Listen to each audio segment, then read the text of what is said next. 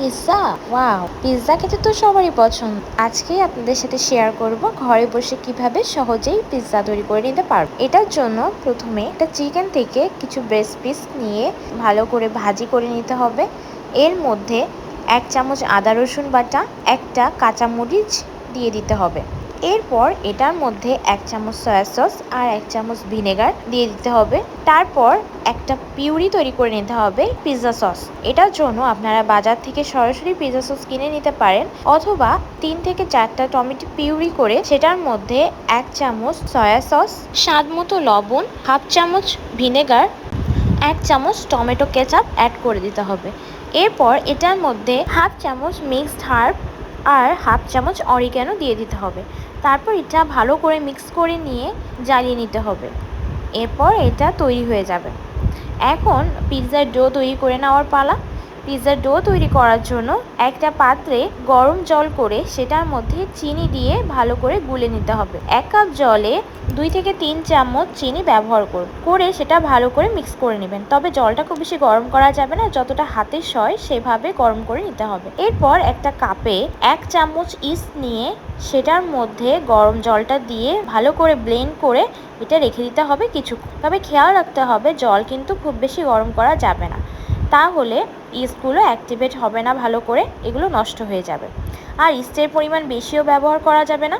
East ব্যবহার বেশি করলে সেটা থেকে রুটির থেকেও ইস্টের একটা গন্ধ চলে আসবে, সেটা খেতেও ভালো লাগবে না। এরপর একটা বাটিতে 1.5 কাপ পরিমাণ ময়দা নিয়ে সেটার মধ্যে একটু লবণ দিয়ে ভালো করে মিশিয়ে ইস্টের যে মিশ্রণটা করে রেখেছিলাম সেটা দিয়ে ভালো করে মথে নিচ্ছি।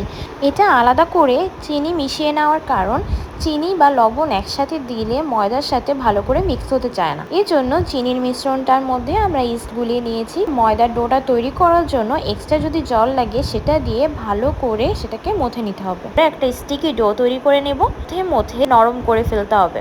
তারপর সেটা রেখে দেব 1 থেকে 2 ঘন্টার জন্য। 1 থেকে 2 ঘন্টা পর দেখা যাবে ডোটা এভাবে ফুলে উঠেছে। ফুলে উঠলেও সেটা আরেকবার ভালো করে মথে নিয়ে আরও কিছুক্ষণ রেখে দিতে হবে। আধা ঘন্টা থেকে 1 ঘন্টা পর সেই ডোটা একটা পাত্রে, যেটাতে পিৎজা তৈরি করবেন সেটাতে একটু ময়দা ছিটিয়ে দিয়ে তার উপরে ডোটা ভালো করে স্প্রেড করে দিতে হবে। আমি থিকনেসটা দেখিয়ে দিচ্ছি। ডোয়ের ওপর ভালো করে কাঁটা চামচ দিয়ে ফুটো ফুটো করে নিতে হবে। সসটা নিচ পর্যন্ত যাবে আর খেতেও খুব ভালো লাগবে। এখন আমি এটার মধ্যে পিৎজা সসটা দিয়ে দিব। তারপর চিজ স্প্রেড করে দিব, মজরেলা চিজ, চেডার চিজ দুইটাই দিয়েছি আমি। এরপর আমরা চিকেন যেটা রেডি করে রেখেছিলাম সেটা এর উপর দিয়ে ছড়িয়ে দিই। আপনারা চাইলে ক্যাপসিকাম আর অন্য যে কোনো সবজি দিয়েও তৈরি করতে পারেন, তবে আমার কাছে ক্যাপসিকাম না থাকায় আমি ক্যাপসিকাম ব্যবহার করতে পারিনি। এক্ষেত্রে আমি শুধু পেঁয়াজ দিয়েছি। পেঁয়াজটা আমি কুচি করে কেটে নিয়েছিলাম, একেবারে চিকন স্লাইস না, একটু মোটা রেখে আমি পেঁয়াজটা কুচি করে নিয়েছিলাম। তারপর এর ওপর দিয়ে পেঁয়াজ আর চিকেনটা ছড়িয়ে দেওয়ার পর আরেক লেয়ার করে মজরেলা চিজ আর চেডার চিজ স্প্রেড করে দিয়েছি। চিজটা যত বেশি হবে খেতে আসলেই ভালো লাগে। আর এর সাথে মাশরুমও ব্যবহার করতে পারেন। এছাড়া সসেসও ব্যবহার করা যায়, যেটা আপনাদের পছন্দ আপনারা সেরকম অনুযায়ী টপিংস করে নিতে পারেন। এরপর এটা মাইক্রোওভেনে দিলেই এটা রেডি হয়ে যাবে। আমি এখানে মাইক্রোওভেন ছাড়াই করে দেখাচ্ছি। এখানে আমি কড়াইতে তারজালি দিয়ে সেটাতে লবণ ছিটিয়ে আগে থেকেই প্রিহিট করে রেখেছিলাম। একটু গরম হলে তারজালির ওপর এই বাটিটা বসিয়ে দিয়েছি। সব শেষে আমি পিৎজার ডোটার চারিপাশের কর্নার থেকে ডিমের যে কুসুমটা থাকে সেটা আমি ব্রাশ করে নিয়েছিলাম। এতে অনেকটা সুন্দর দেখাবে, একদম রেস্টুরেন্টের মতোই লুক আসবে। এখন লো ফ্লেমে 15 মিনিটের জন্য বসিয়ে দিচ্ছি প্লেটটা। কাঠির সাহায্যে পাশ থেকে দেখে নিচ্ছি যে এগুলো ভেতরে এখনও সিদ্ধ হওয়া বাকি আছে কিনা। দেখতেই পাচ্ছি এখানে কাঠি দেওয়ার পরে সস আর চিজটাই কাঠিতে লেগে আছে, এর জন্য এ থেকে বোঝা যাবে আমাদের পিৎজাটা রেডি হয়ে গেছে। এখন চুলার আঁচ বন্ধ করে দিয়ে কিছুক্ষণ অপেক্ষা করতে হবে ঢেকে রেখে। আমি চুলার আঁচটা লোতে রেখেই করেছি, এটা বেশি জোরে দেওয়া যাবে না, তাহলে পুড়ে যেতে পারে। চূড়াই করতে গেলে আপনার ম্যাক্সিমাম 15 থেকে 20 মিনিট লাগতে পারে, তবে 10 মিনিট পর থেকেই আপনারা চেক করা শুরু করবেন।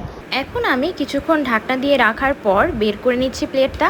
তারপর খুব ভালো করে স্লাইস করে নিই। এটা আপনারা মেয়োনিজের সাথে খেতে পারবেন। মেয়োনিজের সাথে খেতে আসলে অনেক ভালো লাগে, তবে মেয়োনিজ ছাড়াও কিন্তু খেতে খুবই মজার, কারণ এখানে চিজের লেয়ারটা একটু ডিপ করে দিলে এটা খুব বেশি ভালো লাগে খেতে। গরম গরম কেটে সার্ভ করে ফেলুন মজাদার চিকেন পিৎজা। খেয়ে অবশ্যই বলবেন কেমন লেগেছে। ভালো লাগলে আমার ভিডিওটা শেয়ার করবেন, কমেন্ট করে জানাবেন আর সাবস্ক্রাইব করে দেবেন। ঘরে বসে মেয়োনিজ মজারেলা চিজ তৈরি করার পদ্ধতি জানতে হলে নিশ্চয়ই কমেন্ট করে জানাবেন। আজকে এই পর্যন্তই, দেখা হবে পরের ভিডিওতে। সবাই ভালো থাকবেন। Thank you.